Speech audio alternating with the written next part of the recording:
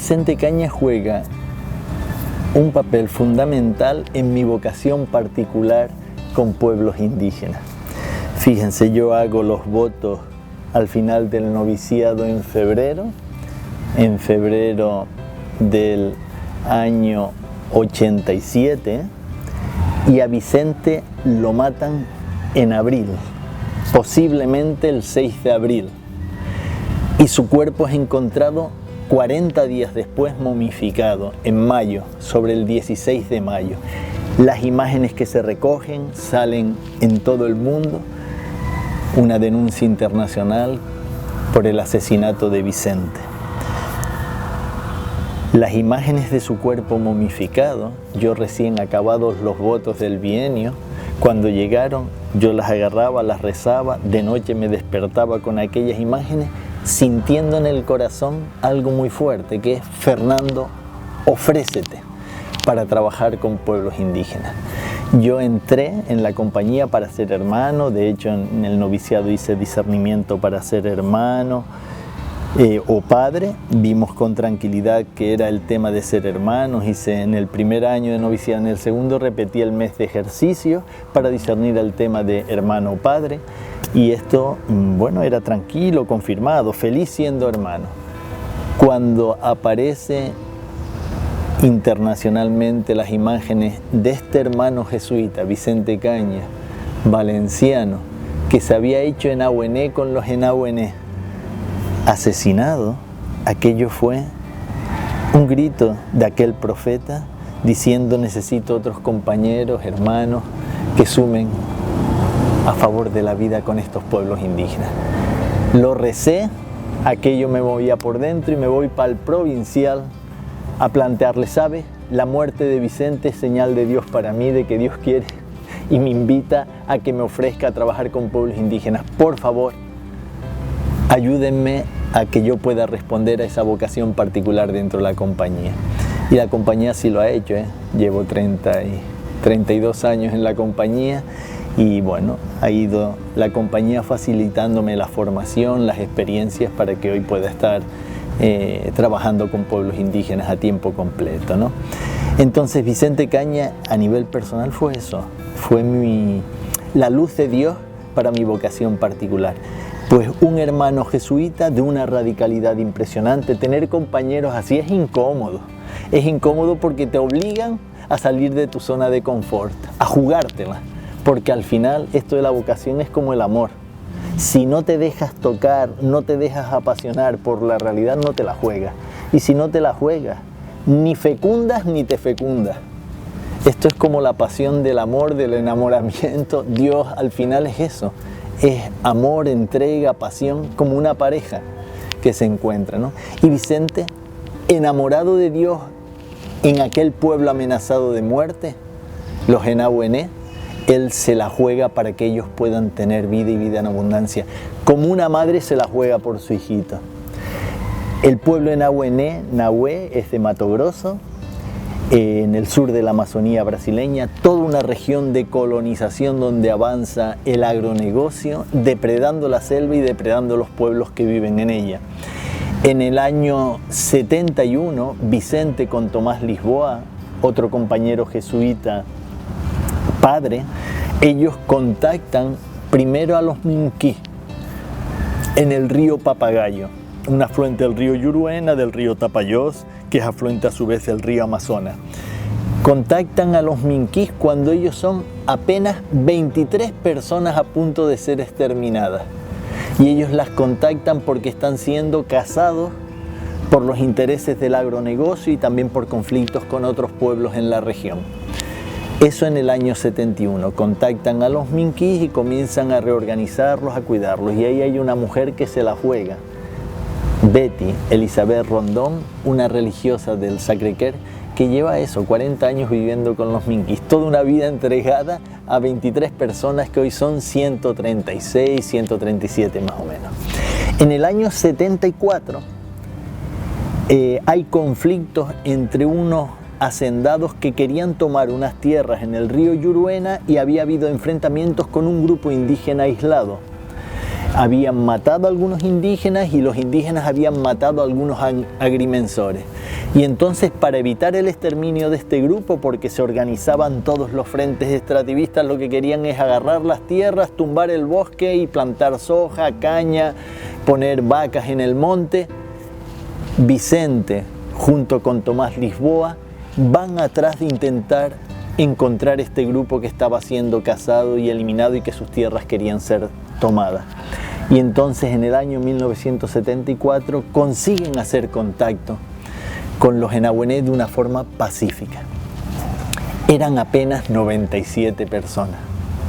Vicente comienza a jugársela por ellos, ayuda a demarcar la tierra y entonces, claro, quien se coloca del lado de los pobres, de los excluidos, de los crucificados, sufre la misma suerte de ser crucificado, también como Jesús. Entonces contratan 3 pistoleros y en una casita que Vicente había hecho en el río Yuruena, a 60 kilómetros de las aldeas, de la aldea enahuené, donde él hacía cuarentena, donde él se retiraba a tomar sus notas, a descansar, a rezar, a hacer la comunicación, allí lo emboscan, posiblemente el día 6 de abril de 1987. 3 pistoleros lo emboscan. Vicente ya estaba vestido con sus collares, el prepucio con su pajita de una hierba que los enahuené utilizan como vestido, sus collares, sus pulseras. La canoa ya estaba en el puerto cargada con todas las cosas que iba para la aldea. Debió ser tempranito en la mañana, porque el día 5 él había hecho el último contacto por radiofonía con la base en Cuyabá. Estoy sin gripe, está todo bien, mañana o pasado salgo para las aldeas. Y entonces por eso se supone que fue el día 6 que lo mataron o el día 7. Los forenses también, como encontraron el cuerpo, dicen que fue el 6 o el 7. Y entonces allí lo mataron, hicieron barbaridades con él. La cabeza golpeada, perforada, el vientre perforado y fue castrado también, una mancha de sangre entre las piernas, ¿no? Lo dejaron fuera posiblemente para intentar que los buitres, los animales, pues acabasen depredándolo, ¿no? Pero no, quedó su cuerpo momificado, su cuerpo quedó allí y mandan una expedición en la que va Tomás Lisboa, Egon y otros compañeros, algunos compañeros minquí. Y van a buscarlo porque algo pasaba, que él no, ya había amenazas de muerte. Y allí se lo encuentran. Vicente fue enterrado allí mismo, al estilo enahuené. Lo enrollaron en su hamaca y allí lo depositaron. El juicio continuó abierto. Primero se cerró, hace como 5 años se cerró el juicio, el juris popular diciendo que había sido asesinado, pero que no había pruebas para incriminar a nadie. Pero el Ministerio Público Federal ha reabierto el juicio, ahora hace 30 años del asesinato de Vicente. ¿Por qué? Porque se escondieron pruebas muy importantes. Su cabeza se hizo desaparecer y otras pruebas importantes se hicieron desaparecer. ¿Por qué? Porque el jefe de policía encargado de la investigación había sido uno de los compinches que junto con el hacendado habían armado todo el asesinato de Vicente, ¿no? Don Pedro Casaldáliga, que nos quiere mucho y que quiere mucho a Vicente Caña, afirma que Vicente Caña, Quiuxí, que fue el nombre minquí que le dio el pueblo minquí que contactaron en el año 71, es el misionero contemporáneo que ha alcanzado mayores niveles de inculturación. Y en su diario hay recogida unas palabras de Vicente muy importantes, que creo que son un cuestionamiento para nosotros hoy y que nos ayudan a abrirnos a esa novedad del proyecto de vida de Dios, de buen vivir, que los pueblos indígenas ofrecen para el mundo, para la humanidad y el planeta. Él, en uno de estos registros que hacía de campo, de sus reflexiones, él registra lo siguiente: es entre los cristianos contemporáneos donde tenemos que buscar a ver si encontramos alguna de las semillas del verbo. Entre los enahuené, resto de Israel, un restito de pueblo. Entre ellos, estas semillas ya son bosques de vida y producen vida y señales claras de bienaventuranza. Los pueblos indígenas hoy son semillas del proyecto de vida de Dios en medio de nosotros. Son propuestas de buen vivir para el mundo. Y como dice Bartolomé Meliá, estoy cansado de escuchar que los pueblos indígenas son un impedimento para el desarrollo de la humanidad. Ellos no solo no son un impedimento, sino que ellos son las semillas de solución para algunos de los grandes problemas que tenemos en Occidente, que somos altamente depredadores. Ellos son propuestas de buen vivir, propuestas de otra relacionalidad, de reciprocidad y de cuidado con la madre naturaleza y con todos los seres que en ello habitan. El Papa Francisco, en su Laudato Si, en esta encíclica sobre el cuidado de la casa común, esta es la propuesta que hace. Tenemos que cuidar de la casa común y del bien común de todos los seres que en ella habitan, porque todos y todas estamos conectados. Los pueblos indígenas se viven conectados y como muchos de ellos han dicho después de salir la Laudato Si, por fin la Iglesia reconoce y se posiciona en aquello que nosotros venimos diciendo hace más de 500 años, que tenemos que cuidar de la casa común y de todos los seres que en ella habitan.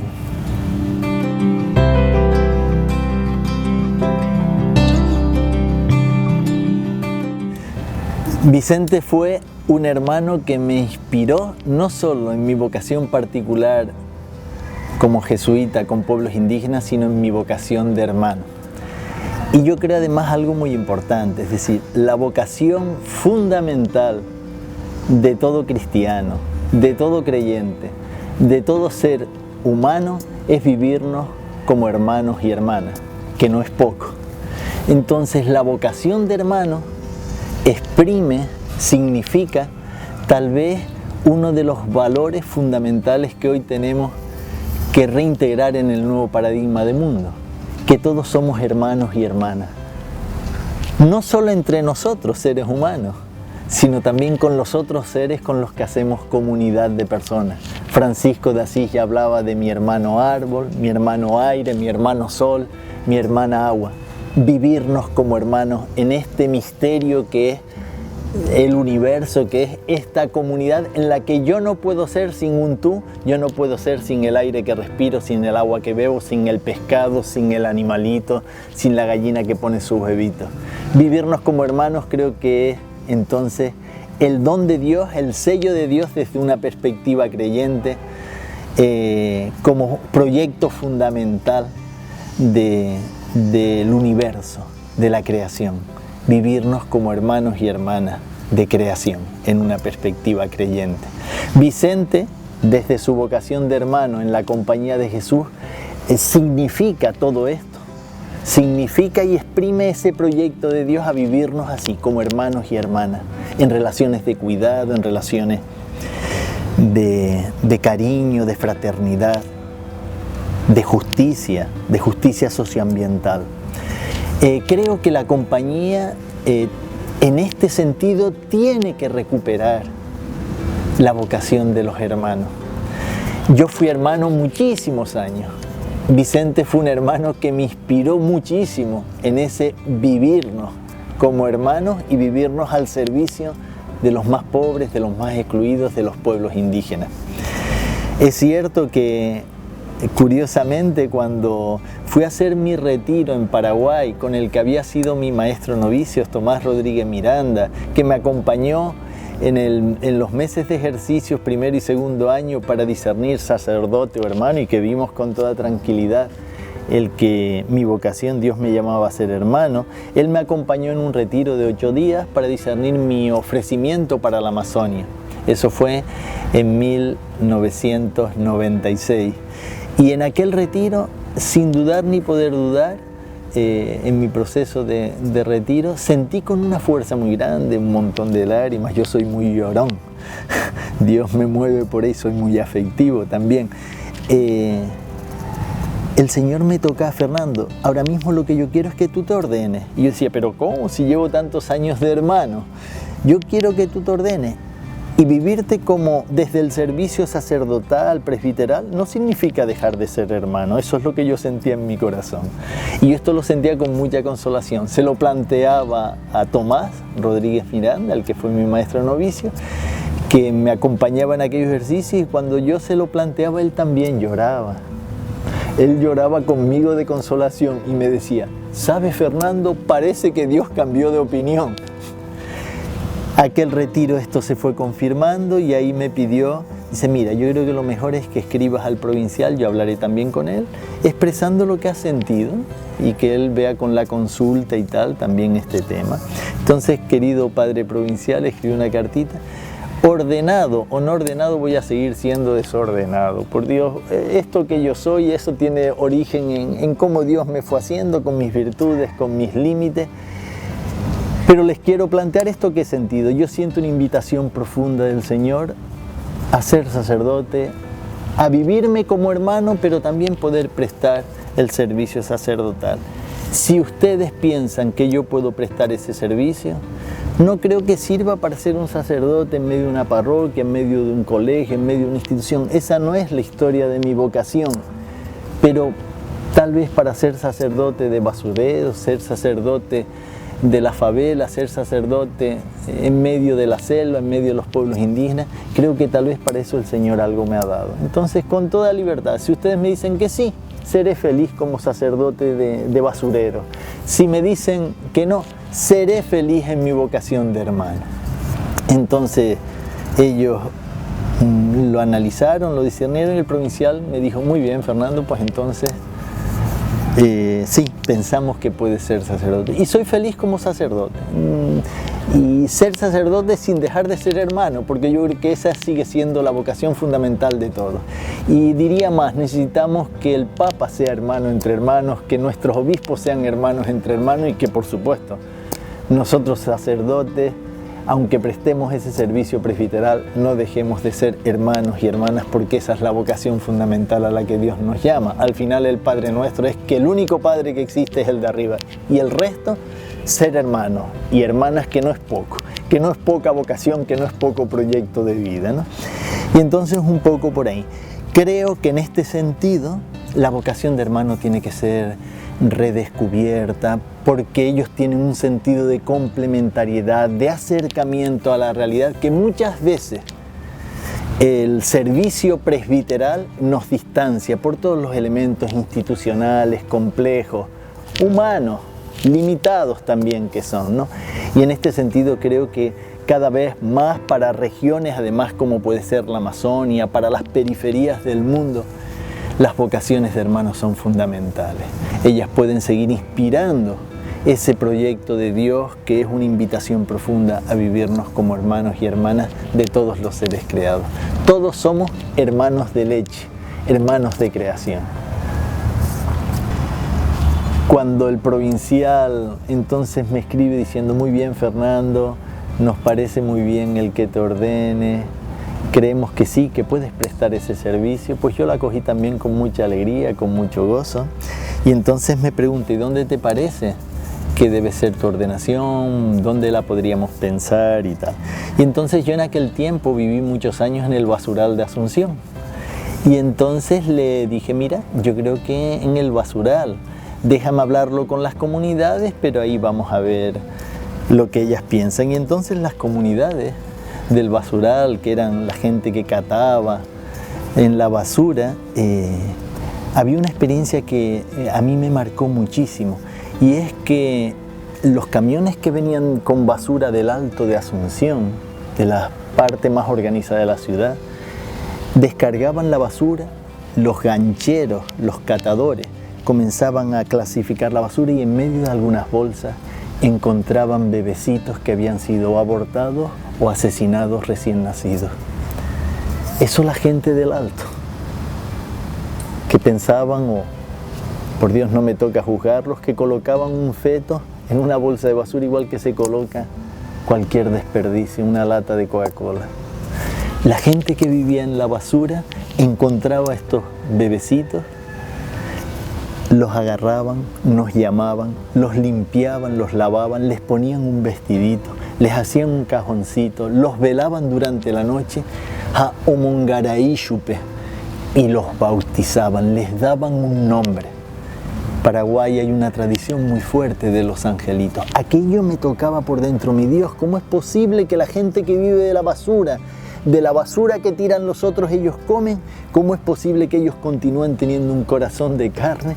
Y la gente que lo tiene todo en la parte organizada de la ciudad, no en la favela, colocan un feto dentro de una bolsa de basura como si fuese cualquier cosa, cualquier resto de comida. No puede ser, aquello me indignaba, pero aquello también me tocaba muy profundo. Señor, ¿qué podemos hacer? Esto no puede ser, esto es una injusticia social impresionante. Y ahí con ellos íbamos construyendo pues desde la favela, desde los basureros del mundo, proyectos de vida. Y una de las cosas que ellos me pedían siempre es: Fernando, vamos a organizar una celebración aquí en medio del basural. ¿Tú no dices que el basural es una gran catedral? Que en los basureros del mundo es donde Dios quiere sembrar su semilla, enterrarse para hacer nacer la vida, renacer la vida, reciclar la vida.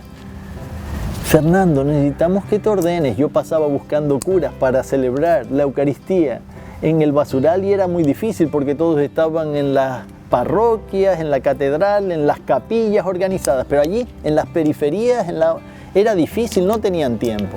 Y entonces aquello me trabajaba mucho. Y eso fue lo que me llevó también como a estar abierto a que tal vez ese servicio presbiteral en medio de los basureros y de la selva tal vez servía, ¿no? Y a la pregunta, ¿y dónde les parece entonces que me ordenes? Pues aquí, Fernando, donde has encontrado tu vocación. Y entonces ahí el obispo que me ordena de diácono, somos muy amigos, fue Fernando Lugo, que él había sido provincial de los Verbitas, del Verbo Divino, después lo hicieron obispo y él fue el que me ordenó en una de las capillas de los barrios de la favela del Basural. Y mi ordenación presbiteral, la gente de los catadores, las asociaciones de los catadores dijeron: Fernando, pues tiene que ser aquí, en medio de la basura. En medio de la basura teníamos un galpón donde se enterraban muchos de los niños, de los bebecitos que eran encontrados. Y allí se hizo una pequeña capillita que era un lugar de oración de los catadores, de descanso también.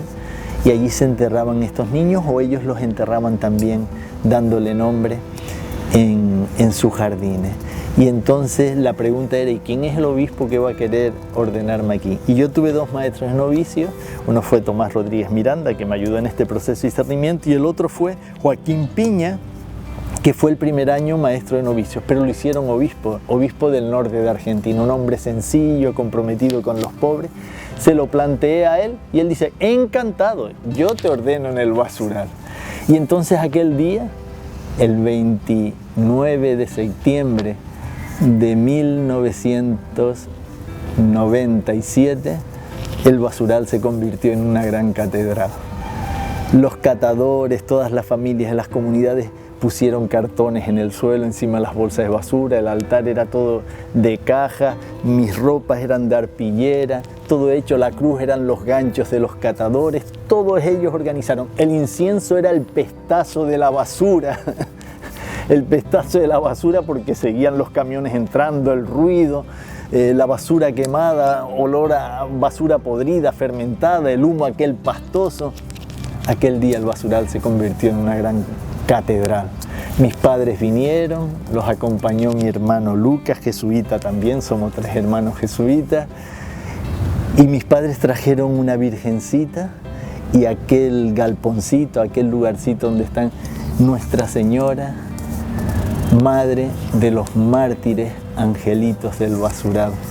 Fue el nombre que se le dio a aquella capillita. Continúa allí ese pequeño santuario a estos niños injusticiados, donde los pobres, la gente que trabaja en la basura,